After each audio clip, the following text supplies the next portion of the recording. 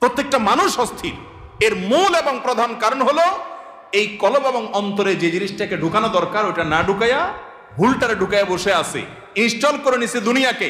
দুনিয়া ছাড়া আর কিছু তার মাথায় নাই। একজন যুবক তিনি কোনো মেয়ের সাথে অবৈধ সম্পর্কে জড়িয়েছেন, হারাম সম্পর্কে জড়িয়েছেন, সেটা একটা বিষয়, কিন্তু সেই মেয়ে তার সাথে ধরুন মানে কথা রাখে নাই, সে আরেকজনের সাথে ভেগে গেছে বা অন্য কোথাও তার বিয়ে হয়েছে। এখন সে ডিপ্রেশনে ভোগে। কেন ডিপ্রেশনে ভোগে? যে ওই পছন্দের মানুষটাকে সে পায় নাই। আলটিমেটলি এটা দুনিয়া, ঠিক না বে ঠিক? আলটিমেটলি এটা কি? তার অন্তরে যদি আল্লাহকে স্থান দিত, আল্লাহকে যদি সবচেয়ে বেশি ভালোবাসতো, আল্লাযীনা আমানু আশাদ্দু হুব্বাল, তার অন্তরে যদি আল্লাহর সাথে মহব্বত সবচেয়ে বেশি থাকতো, আল্লাহর সন্তুষ্টিটাকে সবকিছুর উপর দিয়ে প্রায়োরিটি দিত, তাহলে এরকম কেউ তার জীবন থেকে চলে গেছে, কেউ আসছে, কোনো দোস্ত নারাজ হয়ে গেছে, কিছু টাকা লস হয়ে গেছে, একটা ব্যবসা